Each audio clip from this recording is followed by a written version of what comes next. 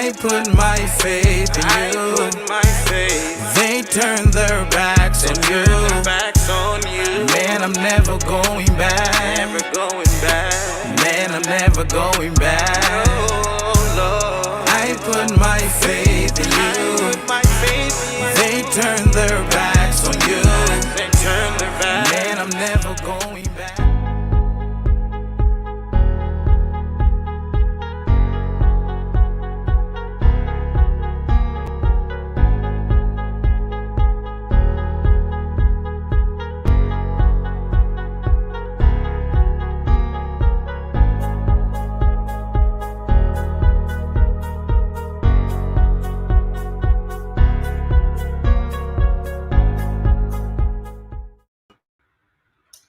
What's up? What's up? Against All Odds is in the building. Yes, we color folk and we late. I swear we're going to do it better this year. We keep saying that, Art Collins. I know, we do. I'm Rebel Ray, your host with the mostest, and this is Art Collins. And listen, we coming live, y'all. We got a real treat for y'all. And for those supporters who's going to see this real treat, shout out to y'all for y'all's support and coming in on the line. Let's go. Yes. All y'all come on in right now because we have a beautiful guest. Now, before we get to that though, summing up this week, the governor has going to release us. Give me free. You know what? A lot of y'all don't know that's from Amistad. I'll be honest. I am one who is afraid of the test because I'm the typical black guy who's like, but I took it today. Okay. I took the Pfizer. Good job. You took the test or the vaccination? The vaccination. Okay. I took the vaccination. And, I took it because I don't really want to go through. My mom is watching. Hey, Mom, and she's probably happy to hear that. But I didn't really want to go through the hoopla, right, of, waiting 3 days.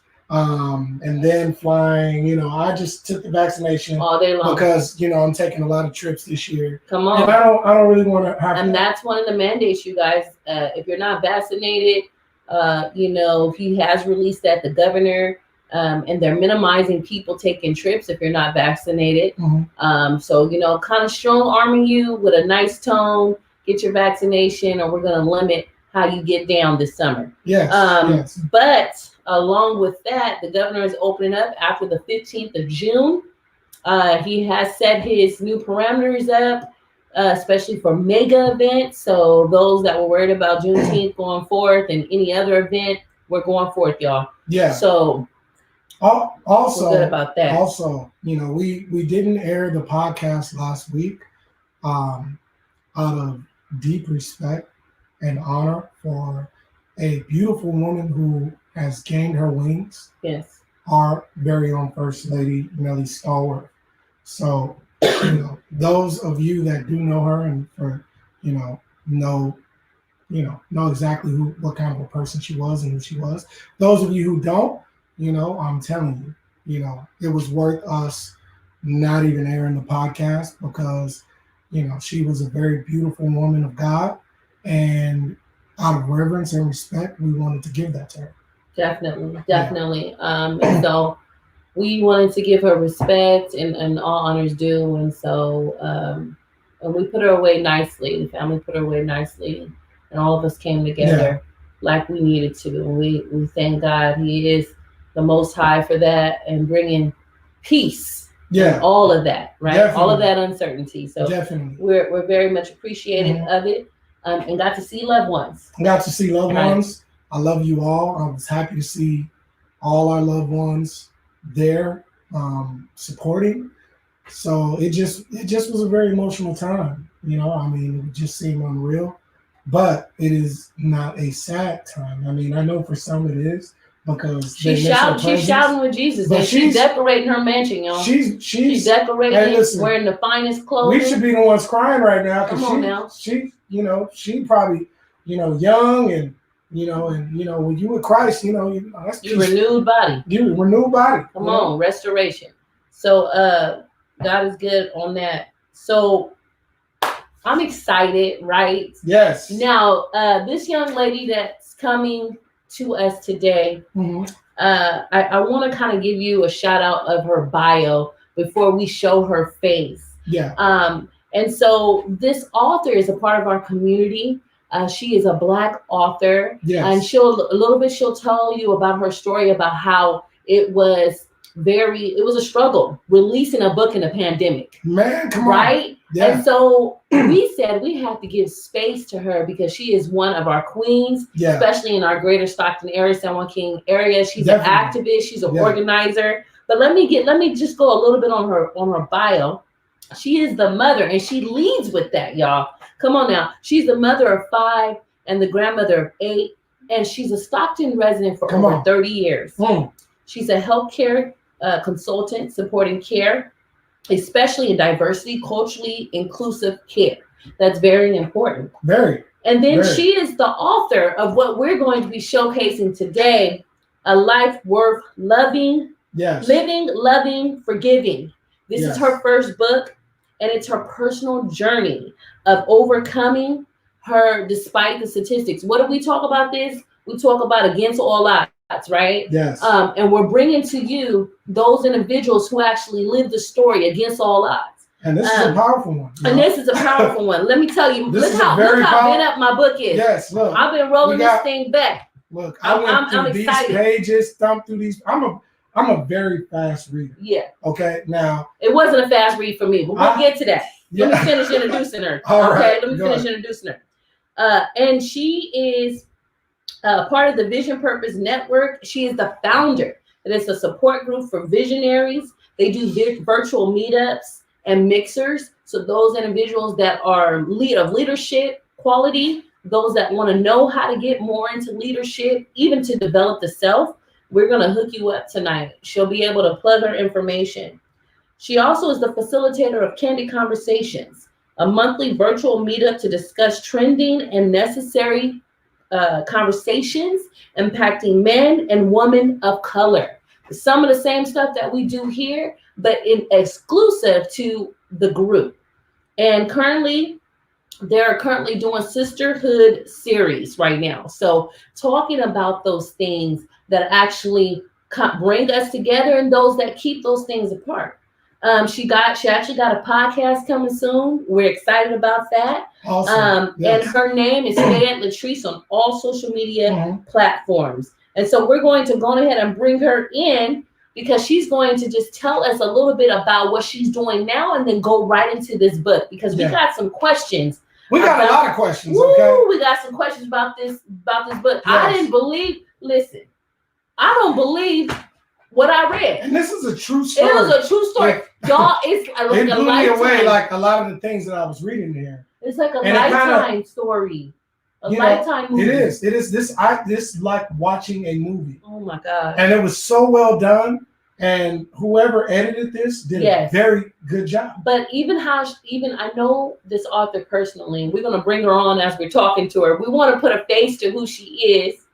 Come on in. Miss Fayette Latrices. Hello. Oh my God.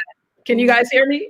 Yeah, we can hear you. Man, I've been enjoying you guys. I could have just sat here and listened and let you guys just get it all.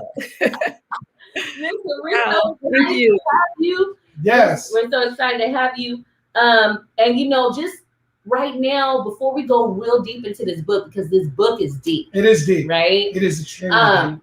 Can you just plug us on some of the things that I said? Plug your social media, put it in the chat, kind of connect the dots for individuals.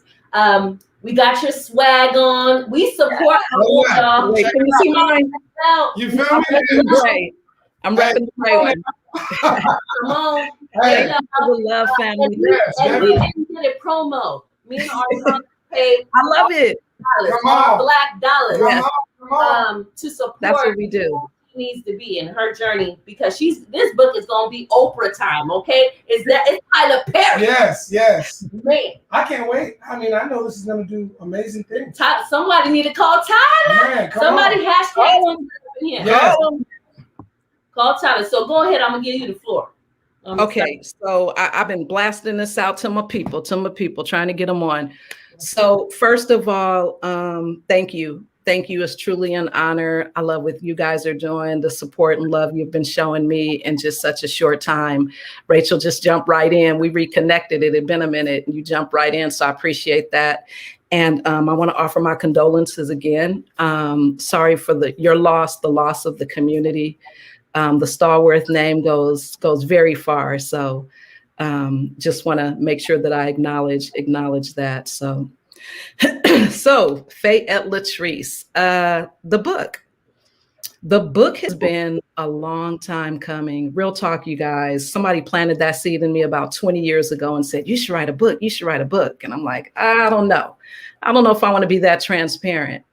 Well, as time would progress, I feel like everything that I've done up until writing the book in 2020, I had started years ago.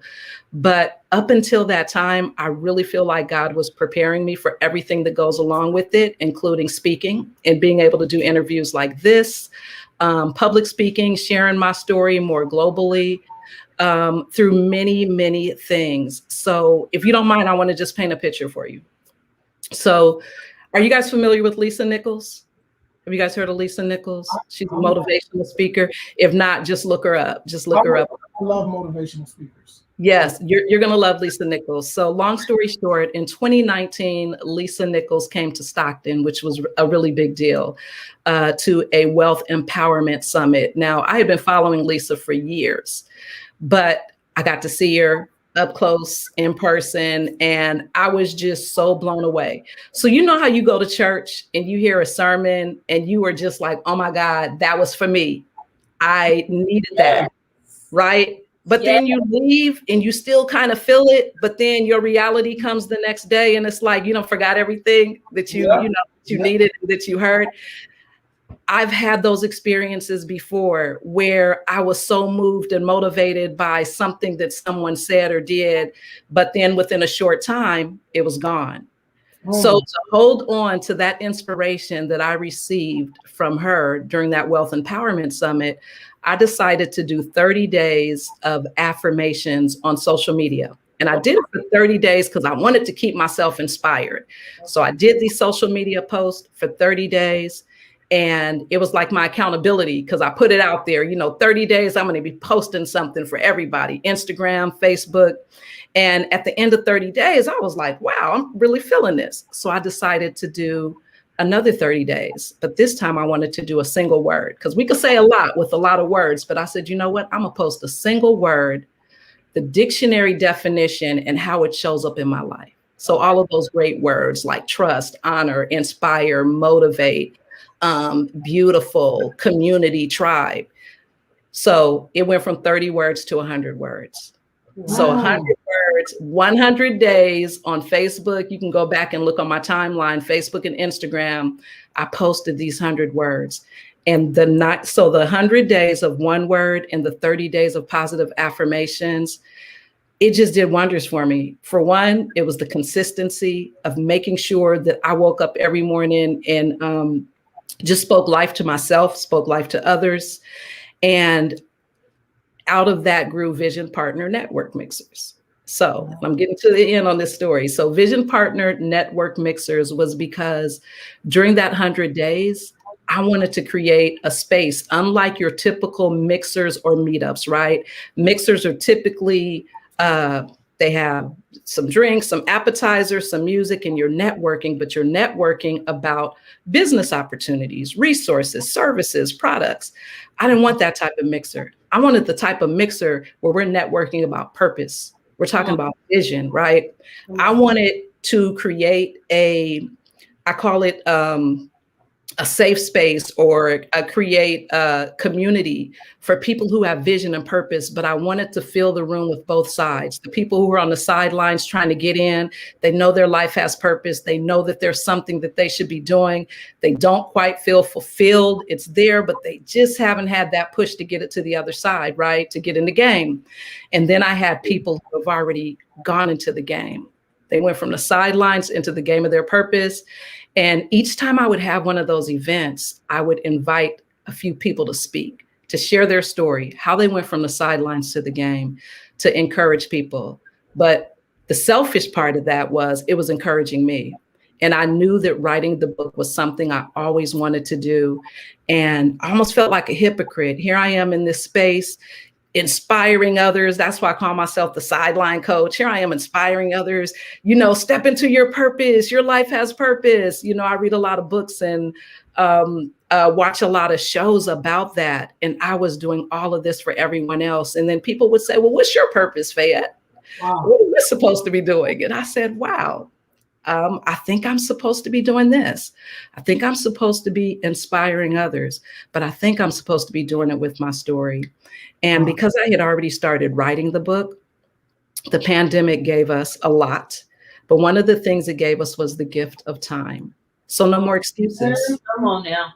No more excuses, right? Right. Rachel, you know me. I DJ. I don't even like to say that, but on the side, I'm a music.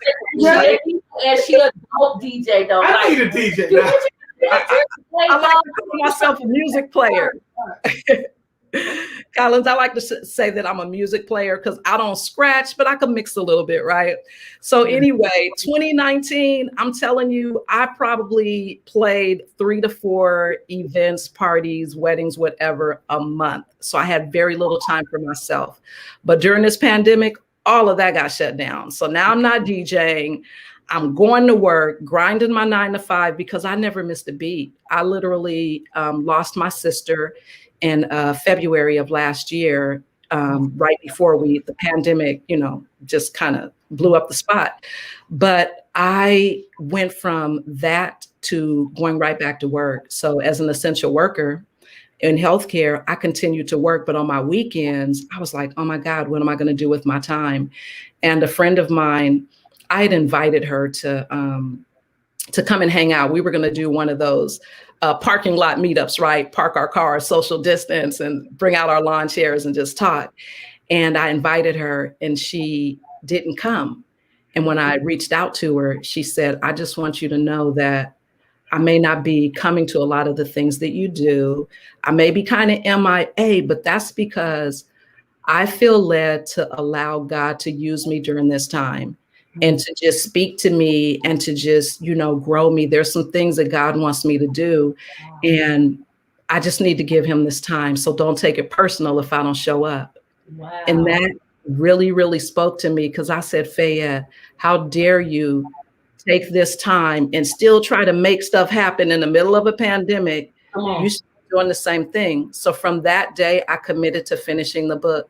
Yeah. And it was challenging. It was challenging, but I got it done, released it on December 15th, my youngest daughter's birthday, released it on Amazon.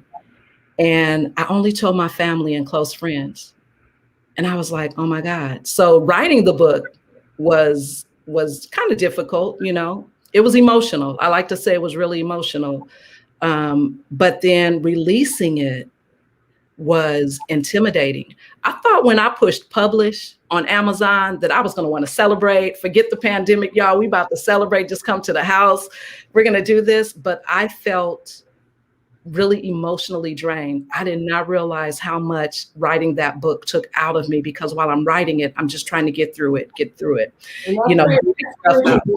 That's spiritual warfare because, and I'm going to let you finish. I'm going to let you finish because I'm going to break this whole thing down, y'all.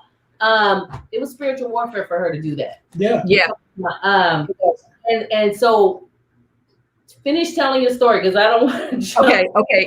And here's the end. So a month later, around January 15th or 16th, and I'm like, Fayette, what are you doing? Why did you write the book? You didn't write the book for you. Yeah, I needed to heal from some things, but you wrote the book because you put it out there that that's your purpose. Mm-hmm. So I posted on social media, hey, my book is out. And people were like, oh my God, you wrote a book? I didn't know you're writing a book. Or, oh, the book is finished. Because last year on my birthday in August, I did a book announcement on my birthday. I invited people to a Zoom meetup and did an announcement and talked about my book and how exciting it was going to be. And then here in December, I release it and I don't even go back and tell those people until they hear about it. A lot of them didn't hear about it until they saw it on social media. So that's a part of my story. And then some of the other stuff I'm doing, like Candid Conversations, grew out of Vision Purpose Network because I before the pandemic, I had a couple of sister circles, right? You know, a group of sisters, we would connect. Maybe there was a Tyler Perry movie coming out, right? We're going to go check out the movie, go to dinner and talk about it. We're not male bashing, but we're going to talk about whatever it was. But I realized that some things that were playing out in our community, as well as on film, that were like, wow, they were just really thought-provoking. And I said, I can't get with my sisters and do a sister circle, but I could set up a Zoom meetup and we could talk about these things.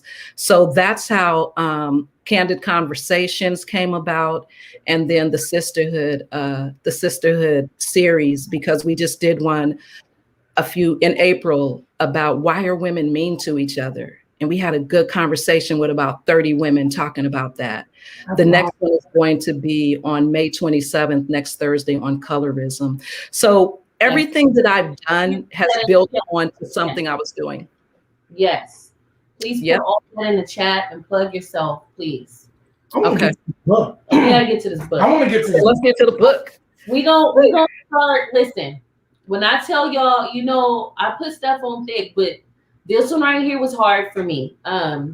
It was secondary response trauma for me. I was triggered by a lot of the stuff that I read in this book.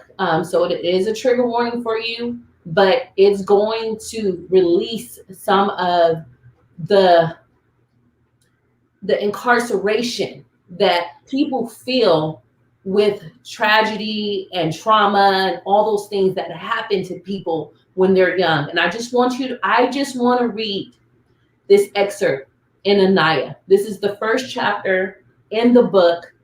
I could not believe what I was reading because I was like, I know this is not Miss Fayette. And again, viewers, this is true. This book is true.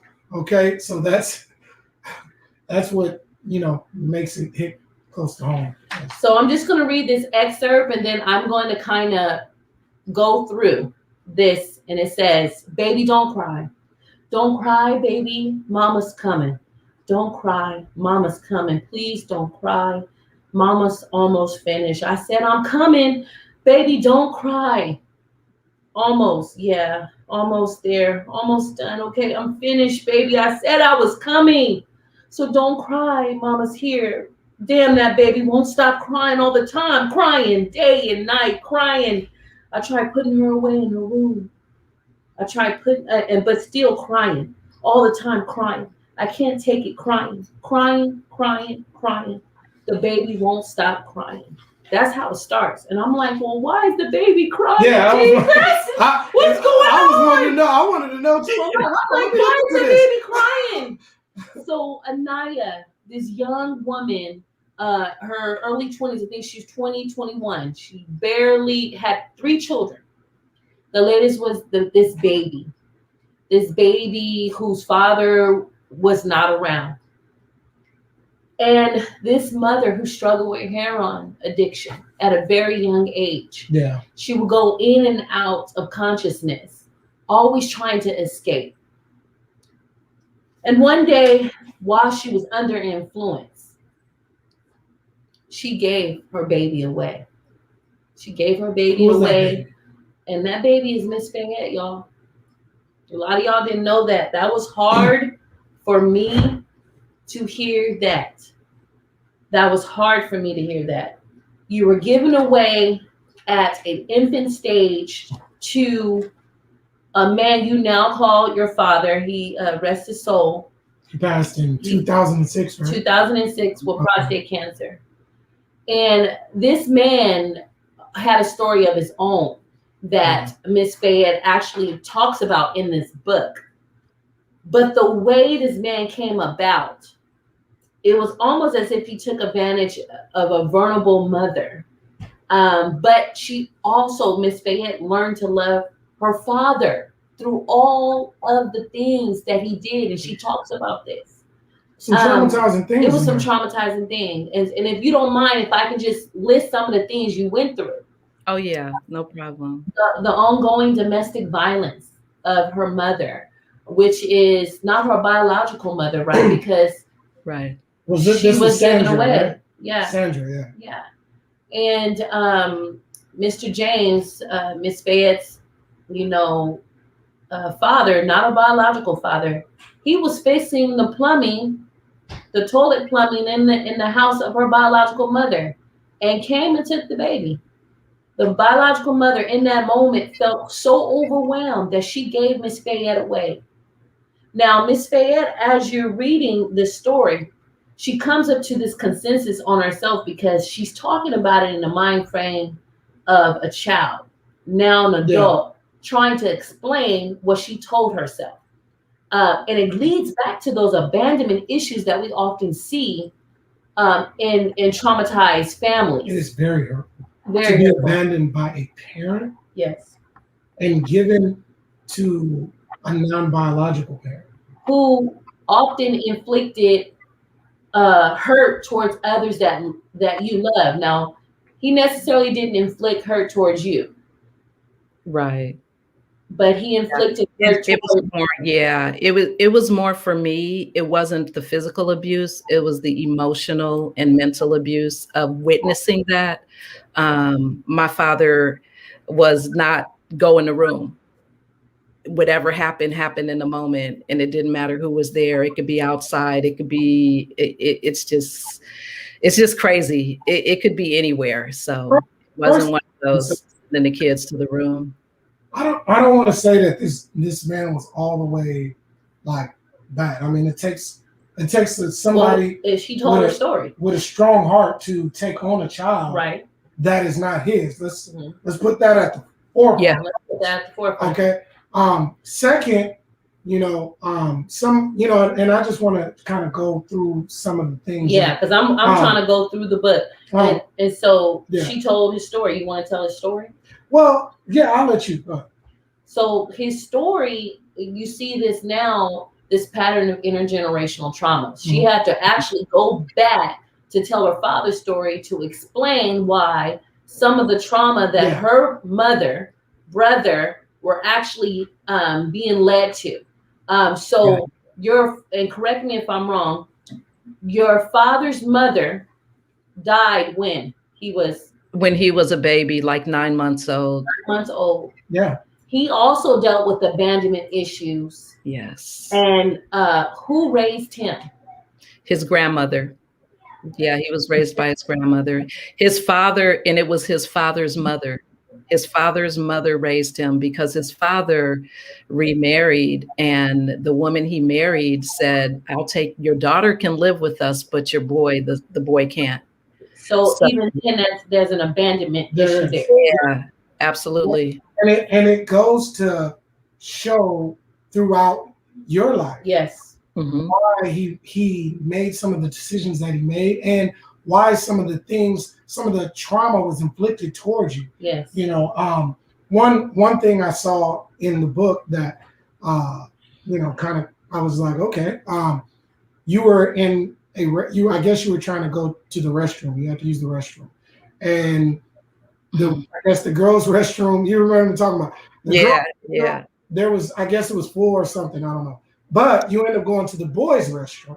So when you went to the boys' restroom, you went into the boys' restroom, and as you were walking out with a young man, just by coincidence, and your father happened to have seen it, right? Yes. Now, this triggered something in him that was, he was extremely upset.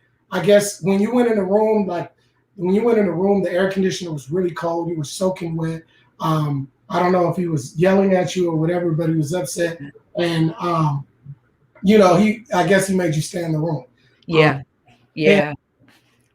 And just talking about the lineage of trauma, right? But this is what I'm getting at, right? Now, a normal parent without trauma that they have went through in their life probably would have handled that a little bit differently. And see, from your eyes, from how you saw it, it was a very traumatizing thing. Probably from how he saw it, he was upset that maybe he thought you were messing with a little boy, and this is how he felt in his mind to discipline even though it may have not been the right way to discipline for you, Right. based on the trauma that he went through. The trauma he went through. Yeah. And he did that oftentimes. Yeah. A lot of times he could not stabilize relationships. He had infidelity issues. Yeah. Now, he was also a preacher. And and let me tell you the story behind what led him to preaching. He actually killed his girlfriend. Mm-hmm. He killed his wife. His wife. He was married 6 times. He killed, was it his 3rd or 4th wife? That was his first wife. His first wife. First Was wife. that Vivian, or was that? No, that was a girlfriend. Vivian? Yeah, Vivian was the one I wanted to be my mom. Yeah, that was a girlfriend. That was almost a wife. Huh? Okay, yeah, that's so he killed his first wife, y'all, at a young age, and then turned the gun on to himself, shot himself in the mouth where it came out underneath his chin. He has a scar from his eye. His eye. Yeah. So it came out his eye. Listen, y'all, when I tell y'all, this book is deep, y'all. Y'all don't even know. This wasn't a fast read for me. And when I tell you, I stay away from oxygen movies and stuff because I'm one of them like, Right. This, to know Miss Fayette and to read her story and how powerful it is, y'all, it's a true testament of why she's sitting here talking to us today. Come on, y'all. Come on. Let's heart it up right now for her. Let's heart it up. So let me continue the story because we're talking about this man and all his infidelities and how y'all moved around so much and the brokenness of the home because of his trauma also and insecurities that impacted that. And so it was so many things that you were dealing with, but not only dealing with, Miss Fayette, you had general life to deal with that you couldn't necessarily open up to your father. Mm-hmm.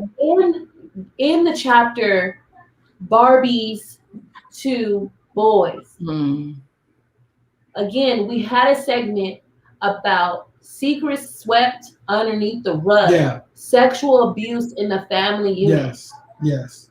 Miss Fayette breaks down her sexual encounters and how at an early age she lost her virginity.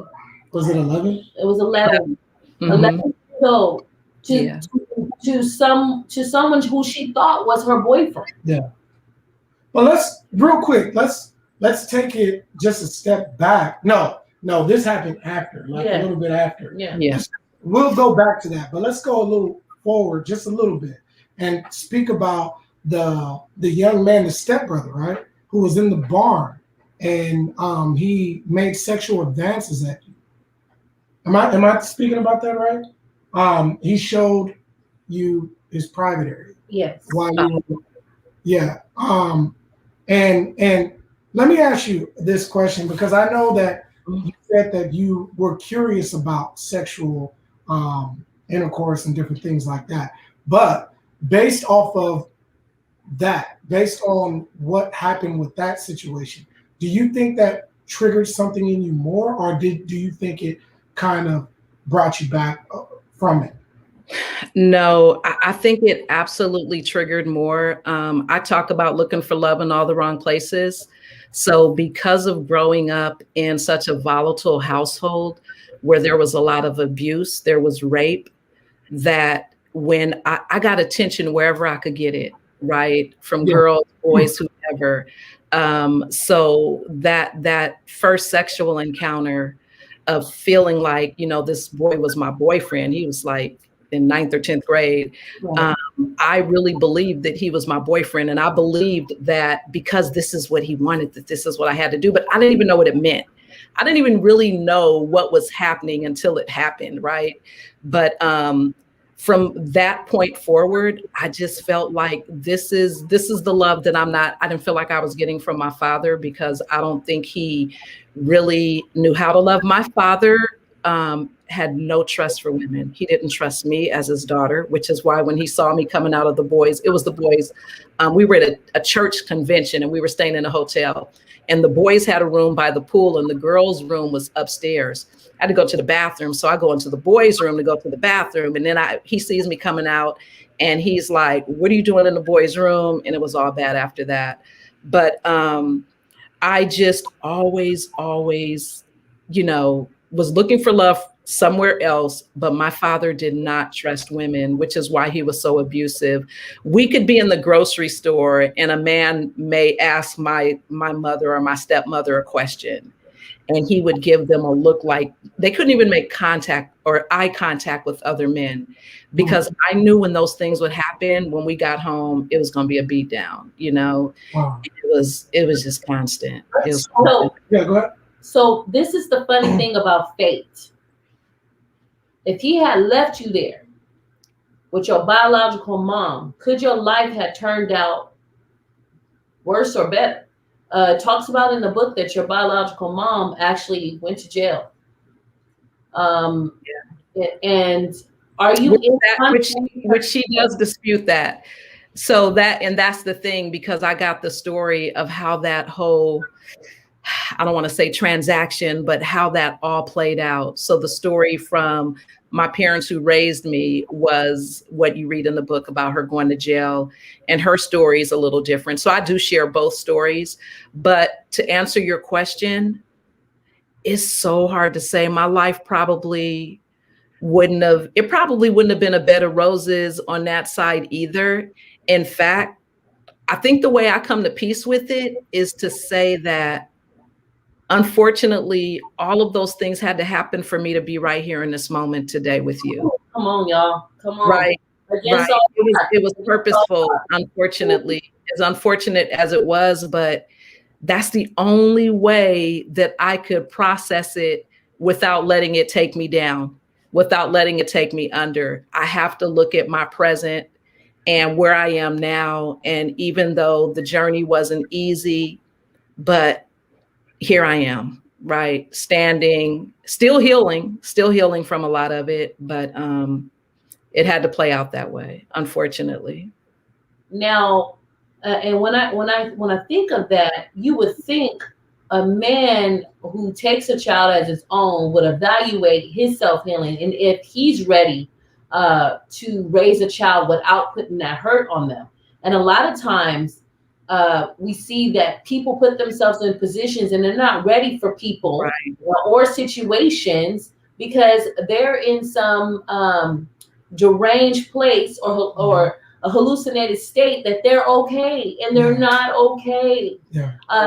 They inflict harm and trauma other places because themselves aren't healed. Yeah. Now you said, in the book you spoke about how your father was so insecure that you would have to go everywhere with your stepmother. There was a part in the book where it talked about how your father went out of town and you were just fed up after a while. And you were 15. You said, you know what? I'm just tired. This is my chance. I'm about to get into an argument with her about this. I'm done. I'm not going to another store. I'm just Now let me ask you this. Do you think doing that, do you think that made you insecure in any kind of way with how your father did his relationships? Probably because obviously he was insecure, which is why there were extreme jealousy issues. And I think where my insecurity comes from is the trust, right? Not trusting, not believing, just because of not only the hurt from growing up, as his daughter, or the hurt from seeing the things that he did. It just made me super, insecure. And I sabotaged a lot of relationships, because of it. Yeah. So do you think, because I know you spoke about certain young men in there that, had the right words to say and different things like that. You were easily persuaded, or you were impressionable to those words because of those insecurities? Yeah. It didn't take a lot. I'm gonna be honest. It didn't take a lot. Any attention my whole life, as long as I can remember, any attention was attention. And I just craved that. I just desired it, And and not knowing that some intentions were not going to be, good intentions. It was just, if this is what I have to do to get this attention. Even, I talk about the glamorous life, right? Yeah. I don't know if you were going to touch on this, but the glamorous life. So I grew up around, and I don't want to say I grew up, but in my teens, after I had my son at 16 and living in Milwaukee, I had gone back. I ran away from my father, with my baby in tow, going through the airport, went to live with my mom in Milwaukee. And some of my unfortunate influences were people that were strippers and prostitutes. And I was like, yes, that's the glamorous life. That's the easy money. It's everything that I wanted and everything that I thought I needed, that I wanted to do. But it wasn't obviously meant for me to go down that road for many reasons. But I easily could have. I could have easily, stayed in that. You could have got up that pole, Miss Fayette. Right. Oh my God. Listen, I would have learned. I can't imagine now, but I would have figured it out. Because you know what? Because how maybe some people now look at that lifestyle and they think, oh, it's nasty, it's disgusting, it's this, whatever.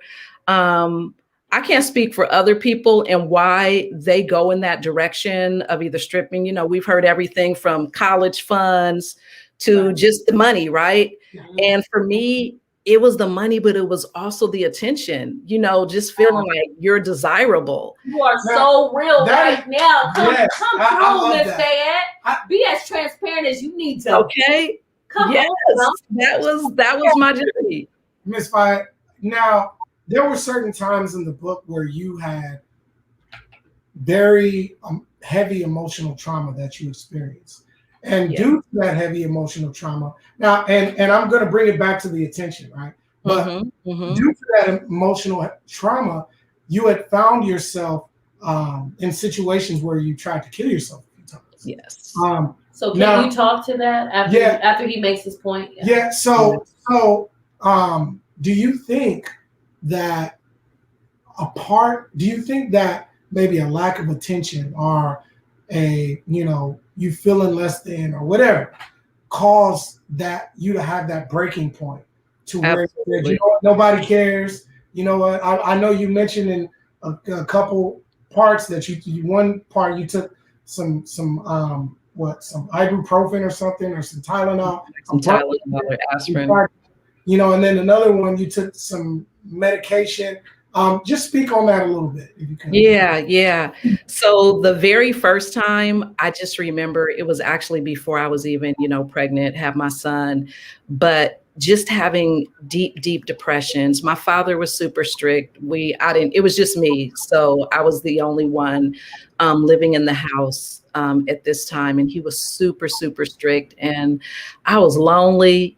I got depressed really easily. And I was just a very, very unhappy kid, unhappy preteen, until I had people, right? When I was with my friends or in school or hanging out with people, then I was happy, right? But when I was home and it was just me, I would just have extreme lows. And I remember, taking a bottle of aspirin, but not really wanting to die, but wanting to, it's a fine line. That's why when people cross that line or when a suicide attempt actually, they actually die, it's just like that. It just takes one moment to pull a trigger, to overdose, to do whatever, jump off of a bridge. It's just an instant, right? So after I had done it, because taking pills is an instant, I reached out to a friend and she talked me off the ledge and said, if you don't go in that bathroom and throw up, stick your finger down your throat, do whatever you have to do, I'm calling your parents. And I was like, oh no. So, but after that, I tried a little harder, and drugs that would have taken me out, which led me to the hospital to have to get my stomach pumped, right? Had me in a state hospital for like a couple of weeks because of, the what is it, the 50-50 or 5150. So, but yeah, I just was miserable.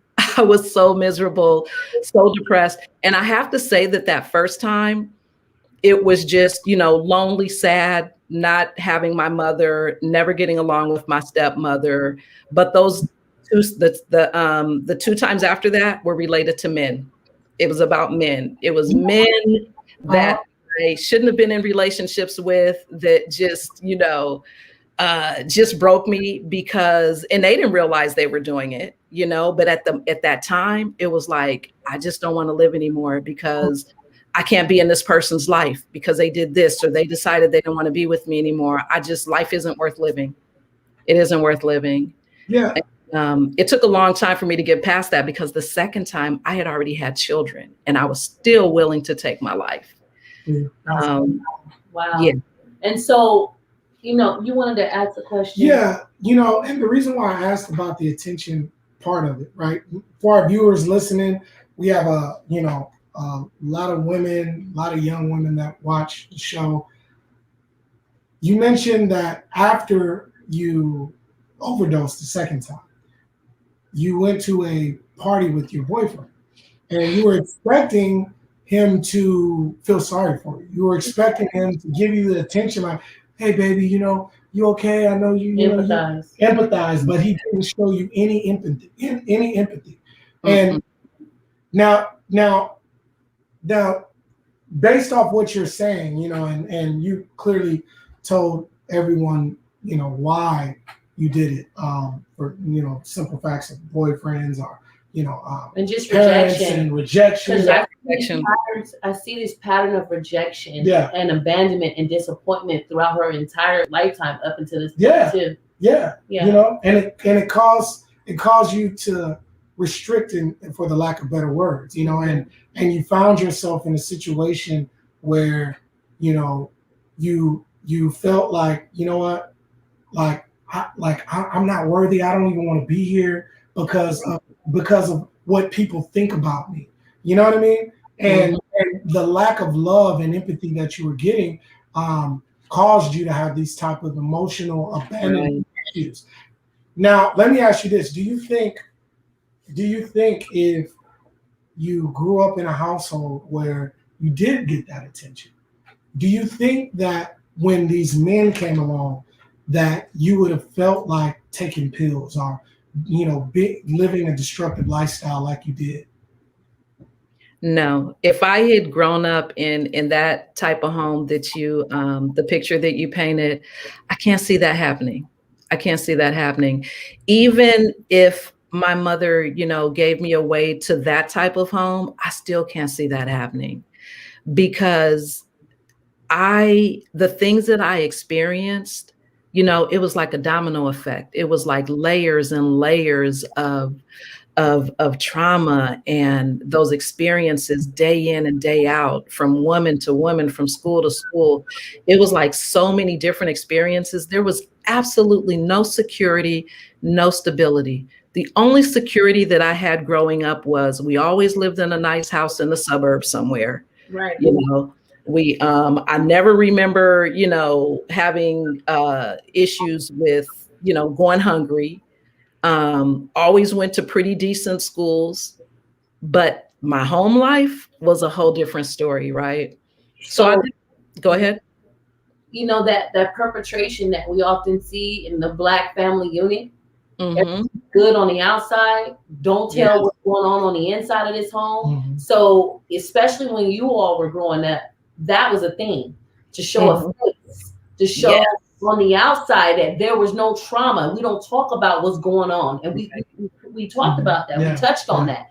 And here you are, you're a profound author yourself, and a person who's lived through this has this same testament.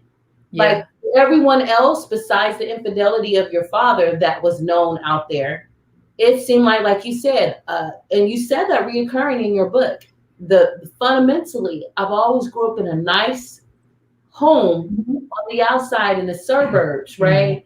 And I was given that. But I feel like most traumatized individuals, they grew up in that.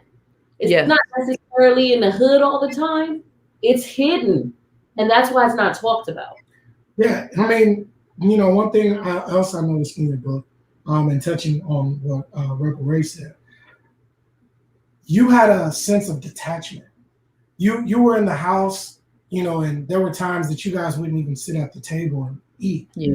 You would cook ahead of time just to say that, hey, I already ate, so that you wouldn't have to sit down and eat with your family, and this is why I feel like, there's just small little things that is important. We'll sit at the dinner table and eat as a family, me and my kids and my wife, so that, So practice that. and we'll talk about how our day went, and we'll speak about, and we'll pray, and we'll because it's very important. It's very important to build those unity blocks, because if you're not building it, the sense of detachment will cause you to isolate, and guess what? Now you're in your own thoughts, and depression and all these other things can kick in, especially when you got mom and dad in the room most of the time, and you're in your little hideaway, how you in your book. And this is something that is happening, all across the United States. All across. Yeah, and I don't think us as parents, right, understand how important it is to pick on our kids, to have those courageous talks, to give them a hug. To give them a hug and tell them how much they mean to you, and to put in, and to give them words of affirmation, that and letting them know how special and how important they are to you. Because if you're not doing that, other voices are speaking. Because I guarantee you, while you were in that room and they were in the other room, there were voices talking to you. And I'm not saying in a crazy, but I'm saying like mentally, you can get into your thoughts, because I've been there. And that part resonated with me. It did. Because, I didn't grow up. Now, mind you, I grew up eating at the dinner table and all that. But there were times where I did have times where I was isolated and I was in my thoughts. And guess what? You're thinking like, nobody loves me. Nobody cares. Nobody's checking on me. Those things, and they can lead to very traumatizing things. And it can also go back to seeking attention and those things. And in the wrong places. In the wrong places. Because children are places. They are. But what triggered me, I ain't gonna lie, was the fact that you stayed with your dad through all the things that he ever did. Yes. That triggered me. I was like, run away. But she did. She did. And I was always happy with the different women that were, in my life. When they would leave, I would be so happy, because I didn't have to come home from school and hear the fighting and the abuse. So when they would leave, I wasn't even sad. The only one I was sad about was Vivian, because Vivian had a lot of kids, and I was like, I want her to be my mom. But yeah, it was just heart-wrenching. The normalization of trauma and having to deal with that is a struggle by itself. The internalization of the negative things that was being placed in your spirit, into your soul, and your subconscious grew up and shaped you. And so we want to move towards healing, right? Definitely. Tell us about the healing journey. How did you get to the point where even you guys pick this book up? We're going to plug the information in the chat. She's going to plug the information in the chat. Yes. Actually, send a link straight to your Amazon, where we picked it up off your website. Even how this book flowed, it flowed in the tone of a healed woman. Let me say that. It's very profound. Even as she began to tell her story of the traumatic instances, the rape, the sexual assault, the sexual abuse, the manipulation of all the individuals that came through in her life, right? To try to tear her purpose away. She was able to say it in a tone and deliver her story in a healed way. That, I was like, listen, that is healing. I know healing. I know healing, and that is healing. The tone of the book carried itself, y'all. It carried itself. Yeah. And even when I wanted to cry, I had to put the book down, Miss Fayette. I had to put the book down for a little bit, and I had to ground myself, right? Because I was envisioning as if I was in the room while you were telling the stories that you were telling.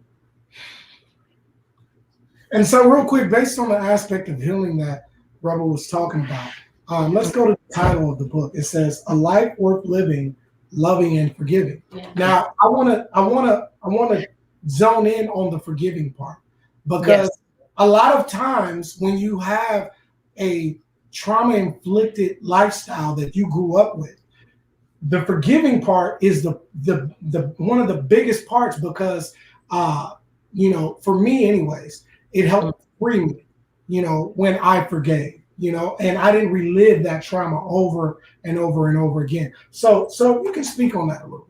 Yeah. So real quick, the title, "A Life Worth Living, Loving, and Forgiving," because of, the living piece, obviously, just because of my experiences with depression and suicide attempts. Loving because of looking for love in all the wrong places, really wanting love, wanting to be loved, wanting to love myself, because that took a long time. But the forgiving part was so big, because I would rather forget than forgive, right? I would rather forget than forgive. And when I left my father's house and I started to build my own life and I got married, I was still holding on to a lot. I was holding on to a lot with my father. And I talk about how I went to this God's women's retreat, and we were talking about forgiveness. Maybe it was the message earlier that day. And I was telling the ladies that there's one person I probably could never forgive, and that's my father, because of all the stuff he did. And the women were like, "You have to forgive him." And I'm like, what? Why would God want me to forgive him? Why would God want me to forgive a man that did that much, right? That I had to experience so much with. And they said, because that's what God wants. You have to forgive him.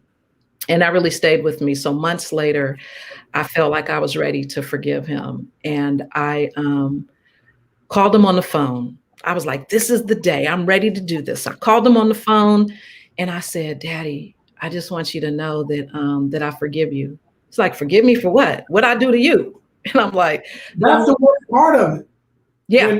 When they don't understand that they did anything. Well, I think really your father, from suffering so much trauma and not trying to diagnose anybody, I really think he was suffering with a personality disorder, because how he tuned and looked at things and never really quite held his self-accountability, right? Yeah. He was able to continue the trauma infliction on others without really redirecting himself or even getting help. He either was in extreme denial or always justifying. It was one or the other. Denial or justification. And in that moment, it was all denial. It was to the point, you guys, where I started calling out things. Well, remember when this happened? Remember when you pushed he abused my mom in front of my friends outside, right? And I was so embarrassed. But I started calling out all these things. And by the time I hung up, I started thinking that I made all of that stuff up. I started thinking maybe that stuff didn't really happen the way I thought it happened. Really? I've been there. Yeah, I was like this, because he was in such extreme denial. I thought that if I'm going to him saying I forgive him, that he would be like, "Oh, thank you. You forgive me, because I apologize. I didn't mean to do all of that stuff. I was a hurt man. Hurt people. But he was in so much denial that I didn't think that I was just really, my head started playing tricks on me. And then my brother came. My brother hardly ever visited me. And this was here in Stockton. My brother came to my house. And he saw I had been crying. I was emotional. And I told him what happened. And my brother said, "What you experienced was nothing compared to what I experienced." Because he was 7 years older than me. Wow. So he had lived it for a much longer time, right? And because when I was a baby or a child, I probably wasn't aware of what was going on. And my brother, again, being 7 years older. But when he said that, that gave me a sense of peace. But then I had to go back to God. And I was like, "God, why would you have me forgive him if he was going to deny it?" And as plain as day, God spoke to me and said, "I told you to forgive him. I didn't tell you to do all of the rest. All you had to do is just forgive him. That's it. You didn't have to go into why. I'll deal with that." Woo. Wow. I'll deal with that. He so enough dealt with it. Now you He did. You He had absolutely did. do you know where it's at? Because I marked it. You had an excerpt. Oh, about his when he died. Uh-huh. And you talked about it in a way where God took care of it. It said right here on page 23, y'all. In 2006, my father died from prostate cancer. It was a slow, painful death. I once told someone how hard it was to forgive him. And I asked why God would let him get away with so much. And they replied, vengeance is the Lord's. At the time they said it, I didn't think it was enough, nor did I believe it since he lived to be in his mid-80s.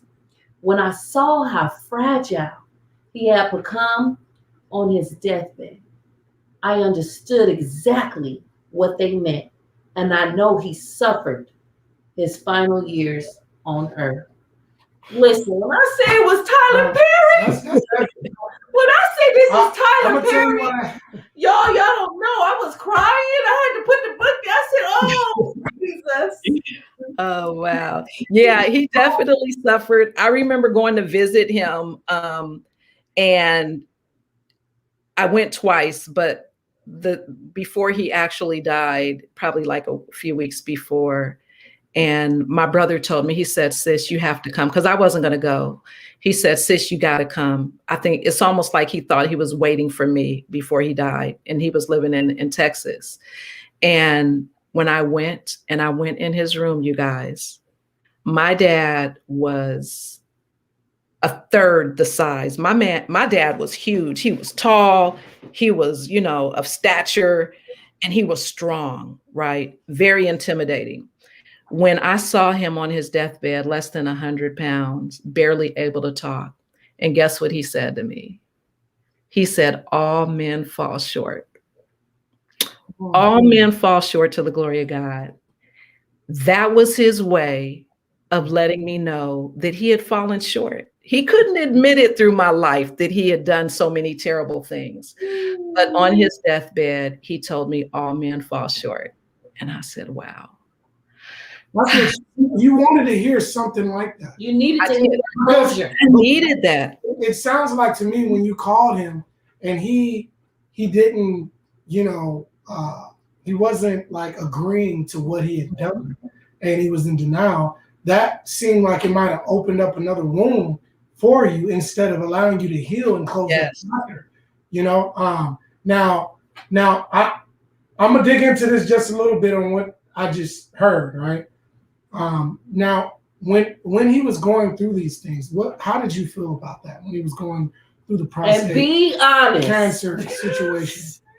No, so honestly, I felt really sorry for him because I'm super empathetic. God just gave me an extra dose of empathy and compassion. And I really, really felt bad for him, especially when I would see him. When they moved away to Texas, I didn't see him for a few years until he died. Because God, when I say he suffered, when he was diagnosed with prostate cancer, they made it sound like he gonna die soon. He didn't die soon. They wouldn't even give him chemo because of his age and how advanced the cancer was. But he lived for several more years. And I really did feel sorry for him. But he did something before I went that time to see him when he was, right before he died. He didn't like my ex-husband. Okay. He just didn't like him. But my dad didn't like a lot of people. He loved women, though. He did love women, but he didn't like a lot of people. Keep him around. He loved women, but he didn't like my ex, and he basically told me I could come to see him. This was months before he died. He said, "You can come, but he can't." And I got really, really mad, and I was like, "You know what? You'll never see me again, because if my husband can't come, I'm not coming. That's a wrap." And I remember feeling really angry and bitter because I felt like I tried to feel sorry for you. I tried to have some empathy and compassion. And even on your deathbed, you still ornery, you're still mean. I remember asking my stepmother, does he still try to fight? She said, even on his deathbed, he would try to swing at her. And I'm like, that is just, and this is the woman who took care of him. I don't know how she did it as long as she did, but yeah, so it was kind of up and down. For the most part, I did feel bad for him, especially when I saw him and I knew how advanced the cancer was and the pain he was experiencing. But he would do something to make me take all that back. And then that was one of the cases. And that was provocation because, again, you're dealing with an unhealed person. And we see those trends in unhealed people. They lash out first before you can get close and understand exactly what's going on. Yes. You ever notice Exactly. that? That's a defense mechanism when people do that. Yes. Now, let me ask you this. Where are you at now in regards to forgiveness, in regards to your father? And you're healing. In your healing. So I think I think God was a man of his word, right? And the whole thing, and not that I wanted him to suffer, but I understood why and how that happened. I have forgiven him. I have not forgotten, which is why it was easy, not easy, but why I was able to share it in my book. So I have forgiven him, but I also had to forgive myself because of just the things that I inflicted on myself.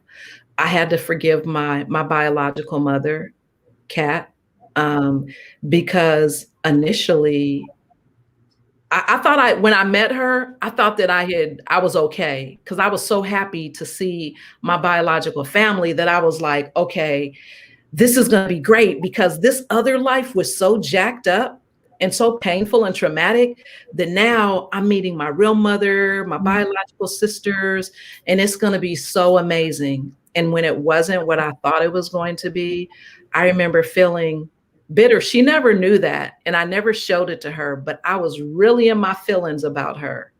It took me a long time to forgive her. So those are the three biggest forgiveness, battles for me were my father, my biological mother, and then of course myself. So forgiveness comes a lot easier for me now because I think I give people more grace. But if you abuse it, then I just have to remove myself from the situation. So I think I'm not guarded in a sense where I just am like, I'm just real protective, but I'm guarded in a sense where I like to say, it took me a long time to get to where I am right now. Like this Fayette right here, it took work. It took work for me to have this mindset. It does. And I can't afford to have anybody pull me back. Come on now. Yes. Anger and bitterness. You know what I'm saying? Because people will try you, people will test you. And I'm like, no, I can't. I gotta. So I'll just make myself unavailable or remove myself. I'll make myself unavailable. Yeah, that's what I tell people. It's like, it's not that because some people will say, oh, I ain't messing with them anymore, or I don't want to be around them. I don't have anything. I say, no, I just make myself unavailable. I got a life. Self-care. That is self-care. Let's reframe that, y'all. That's self-care. Counterparts, they'll do that. They'll go away, take care of themselves, their inner selves, develop their inner selves. They'll spend thousands on retreat to do things for their body, to put good food into their body, and to keep their peace. We got to do the same thing, y'all. Yeah, we do. I'm so glad we have those conversations now about, self-care and but and so I kind of want to open up these last couple of minutes while we're about to close down here. We could go on and on. This book is so profound, y'all. And, as people, I want to open this up, you guys. Open up. I want to open up the comment section. Okay. I can't see the comments. Okay. Am I supposed to be able to see them? Yes, you should be able to see the comments, not on the stream. I need to go on my device. Go on Against All Odds. Okay. Drop a comment in here that you would like to question Miss Fayette. If you actually read the book or anything that you heard tonight, we'll read it live. As people are dropping their questions in the chat, you have some supporters.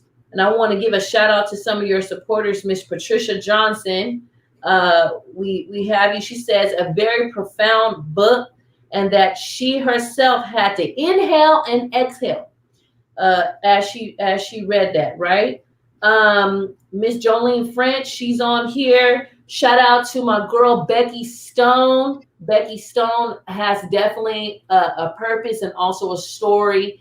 She runs a podcast with her husband. So shout out to Becky Stone. She's on here. I can't go up and scroll up. I don't know why it's not letting me, but you have some of your support people here, just to let you know that they're on here.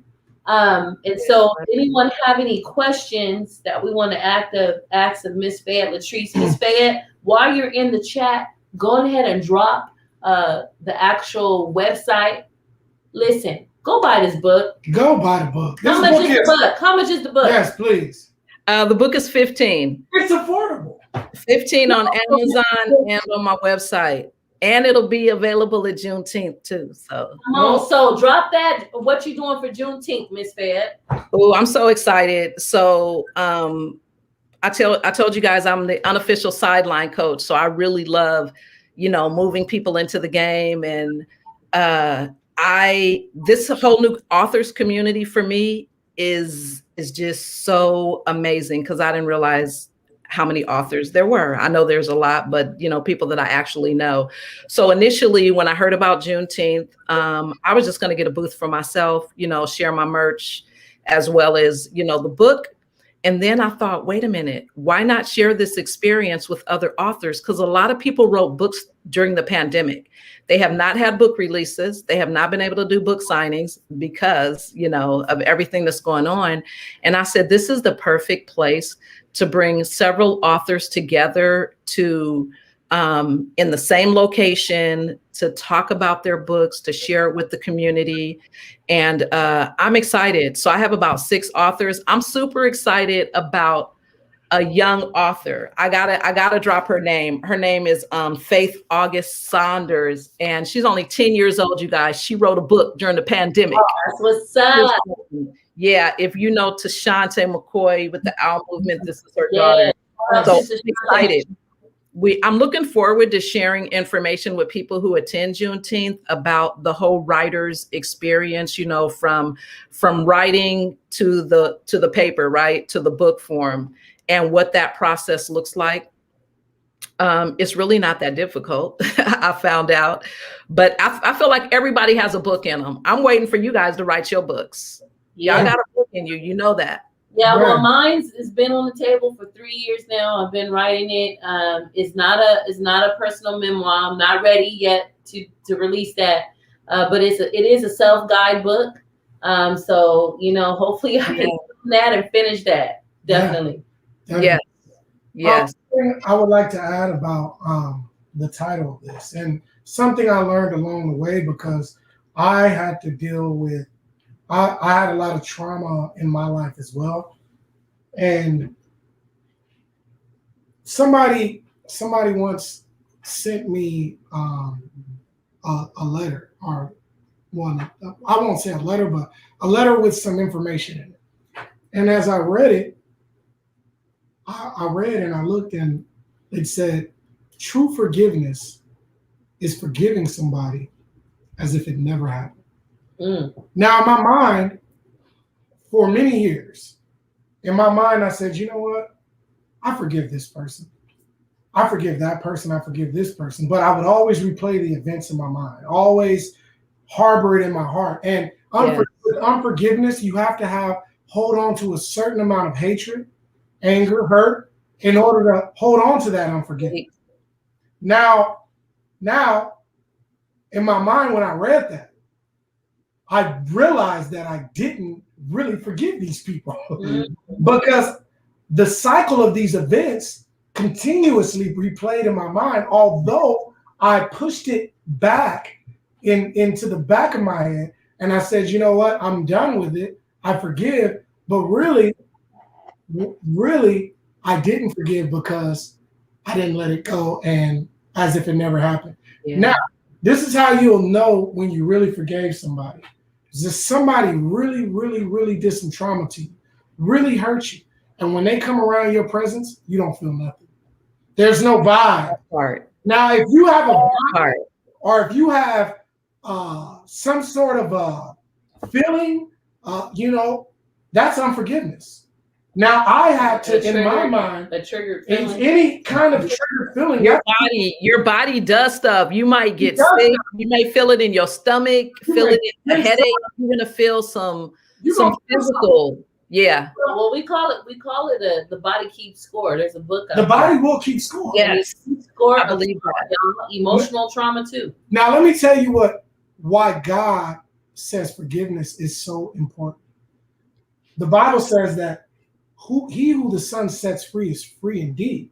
Now, when he says, look, forgiveness is for you. It's not for that person. Yeah. Forgiveness is for you because when you forgive, when you really truly forgive, you release that. It doesn't hold you anymore.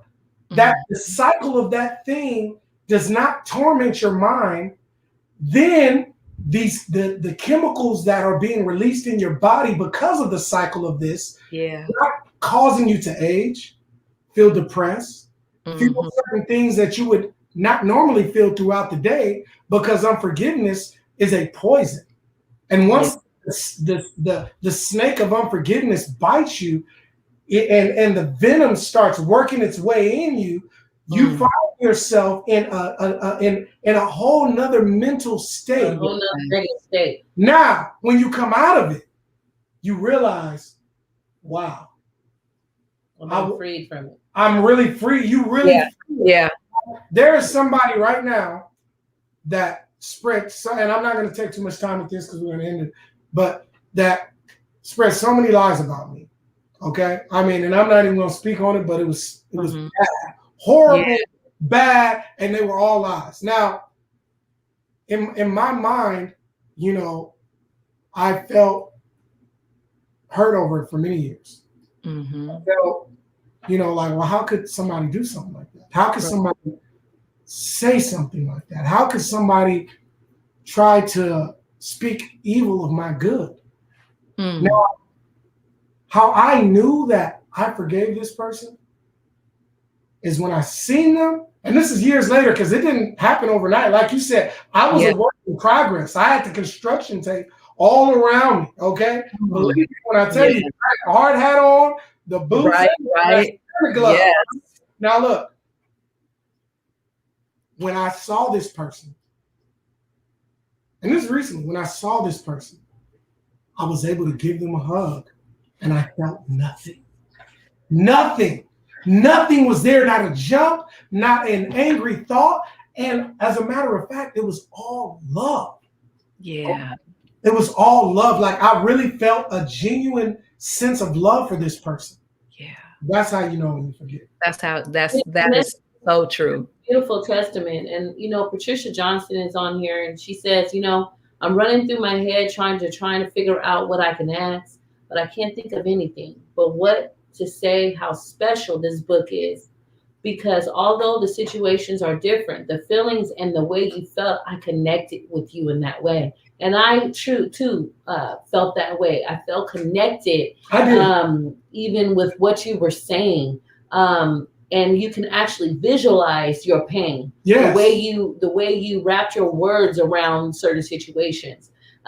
Taylor Redder, she talks about what if God held on, and I wonder what she's speaking to. Well, that's deep. What if God held on to what we have done to Him? Because we offend God every day. Woo. And we offend God, and if God has held on, that part. Woo! That's deep. That's heavy. That is heavy. A life worth living, loving. This is deep. And forgiving, from broken to purpose. Let's heart it up, y'all. Yes, Let's heart it up for this book. Come on. You know, and heart it up. And support. She put it in the Yes, look, she got the merch. We're wearing it. Okay. Yeah, right. This is the tees, the Razorbacks. The Razorbacks and the t-shirts. Okay, hold up. Guys, let's see your sizes. I got one for both of you guys. Oh, that's what's up. I love freestyle. Hey, look, one of our people in the comments said, "Thank you for sharing. Your story is very profound. You are such an inspiration and a very strong woman." Listen, the fact that she came back. Man, that after being given away listen, by her biological mama, y'all. Listen, some of y'all wouldn't have came back from some of y'all will be out there in the street barking at cars right now. You know what I mean? And when I tell you restoration, come on, against all odds, come on, this woman right here, storyline, come Lifetime, on. Oxygen, Lifetime, Lifetime. All right, TP, I'm waiting for Tyler. Netflix are watching this in Lifetime or something. I need to see Oprah. Who told her? Oprah. Listen, I don't know how to reach Oprah. I read something and it said, "Do not send Oprah your books." And I'm like, okay, how do you get her attention? A lot of people must be sending Oprah books, but it was like, "Do not send books." And I'm like, well, how does she know? But I am working on the audio, you guys. I'm gonna have an audio version available probably within another month. Oh, that's powerful. Look, the link to her book, to her website, is in the chat. I pinned it to the chat, and as soon as you click it, it automatically goes to her website. Please support. Lord, please, who would play James? You know who would be a good person to play James? Oh Lord, don't. You know who would be a good person to No, play I James? don't. Who? Idris Elba. Oh, look, see. Oh, I can see it. Elba. Wait. I can see it. James would have to be a cute womanizer, like and tall, and chocolate, and bring the women in. I think it's more about you and not about her. Oh my gosh. Eye candy in this movie, okay? Jolene French. Shout out to Jolene French. She said, "Send it to Gail." So, oh, there you go. I could say, "Hey, Gail, here's one for you. Give one to Oprah." That's okay.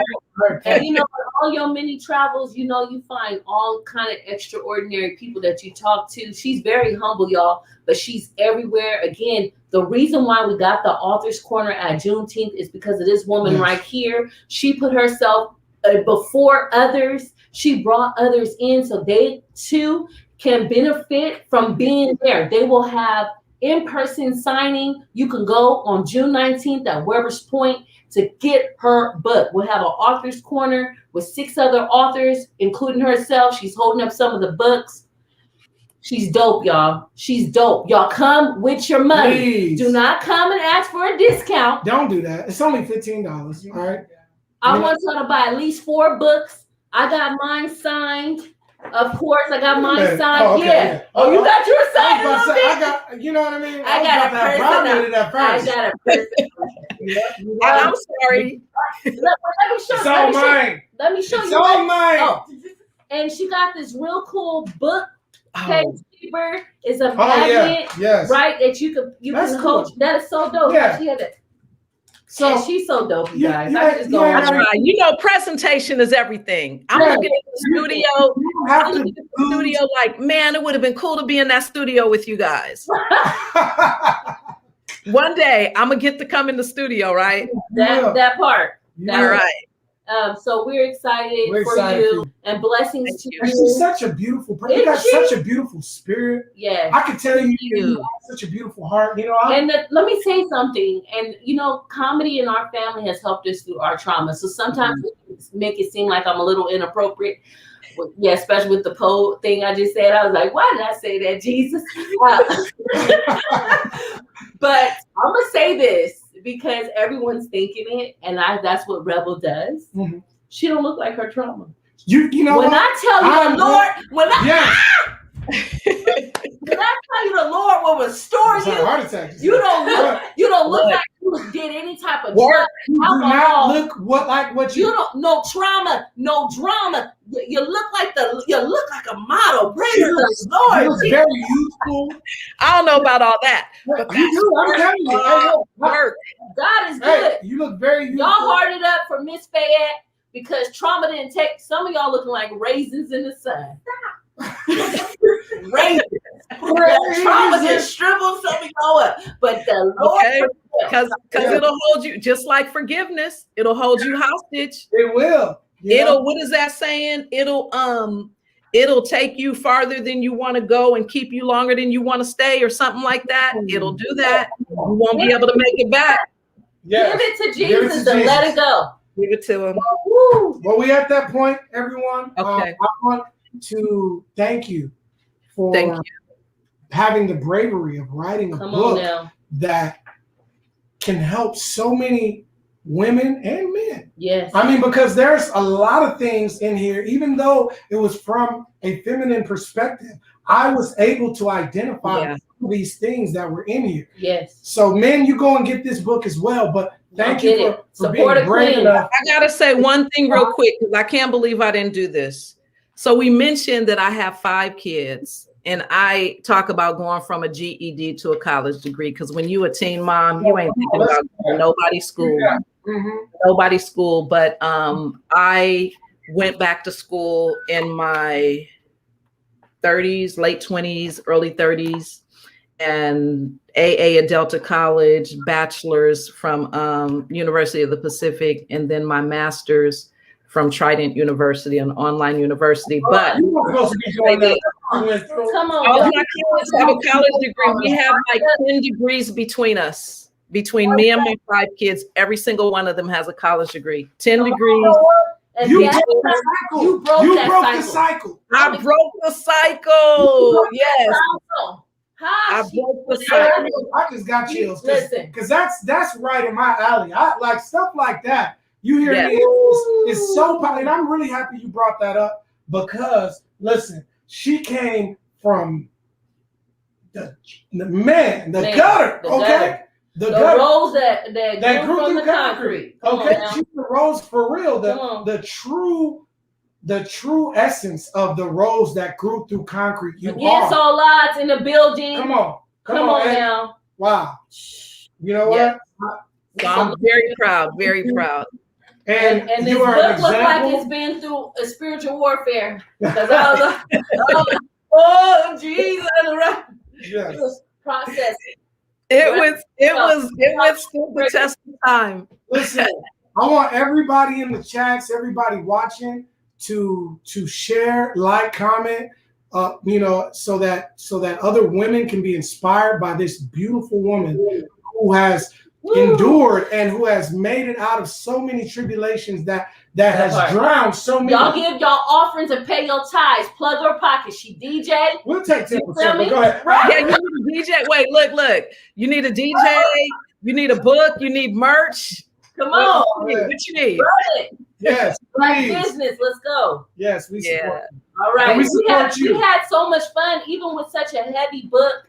And that's how you know you're healed too. Because when you talk about your story, you can talk about it in a way where it's detrimental to everybody, and everybody like, oh, I don't want to hear it. But the way you said this and the tone and the delivery of this book, I swear, it's a testament of your healing. And you are going to heal a lot of people based off of what you decided to do. Prophesy. And God, I know God put it on your heart to do this. And I'm going to just tell you right now, the people that are going to read this are going to be changed and delivered just based off. And then also what it's going to do is tell them, look, wow, she was in those situations. I can do it.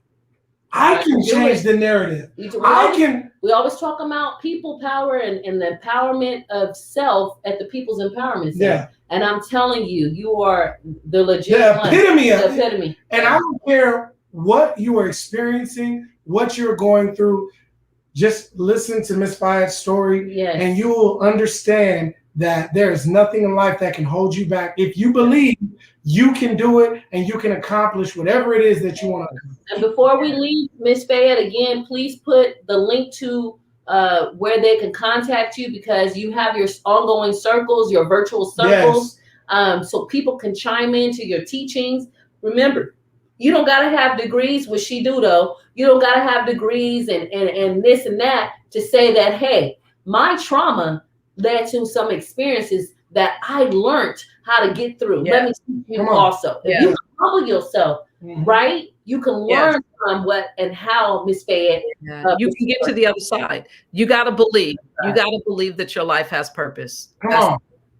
Believe your life has purpose and work on getting to the other side of your pain. Your sacred purpose. Again, a life worth living and forgiving. Get the book, get the book, get the book. Support. We had fun, and we were inspired by you. Thank you so much for coming on our show. Thank you. I love you guys. I love you, family. Thank you. Love you too. We'll see you soon. All right, y'all. So that's good. We got it for the night. We're about an hour and a half in, almost maybe an hour 45. Y'all pray for us as we continue to do this due diligent work. We want to bring you new and upcoming people to inspire, to push you. Yes. Because guess what? When you're inspired and you push, we're pushing and inspiring ourselves. Yeah, definitely. And then we can re-inspire. If I'm saying it the right way. Come on. We can re-inspire people and help change the narrative with those who feel like there is no narrative that they can change. That part. And we got to get this lighting right because, I'm wearing this lace front and boy, my forehead is just gleaming. Jesus. You adjusted the lighting. I had it right and you changed it. That's on her, not on Collins. That comedy, y'all. That comedy get us through, y'all. Pray for your brethren. Thank you, Miss Jolene French, for tuning in and saying that we got a great podcast. We appreciate y'all. All of you guys who haven't liked the page, like it because I'm telling you. Share, put your notifications on. Hit the notification bell so when we come on, you're notified. Sometimes, we on Black People Time and we at 8:07. We need help. 8:10. We need help, but we're going to get there. See, there she go. Yeah, I'll take the blame. Okay, I'll take the blame this time. All right. And also, I wanted to also speak about I ate a worm, y'all. For those of you that don't know, I ate a worm, okay? I told you guys you're going to hear about this for a while now. A real worm. 3 podcasts back? Come on now. I ate a real worm. Did you technically eat it because you ate it? No, you threw it up, bro. Our crew members like, no. No, hey, it went down the esophagus. It came right back. Even though it came right back. It wasn't my fault. I didn't make it. My body did that, okay? My body. I didn't try to do it. I tried to, digest this thing and let it go through the natural process. But Can I say something? Rebel Ray was a G. You feel me? I delivered. Man, she don't care what she eats. Tarantulas.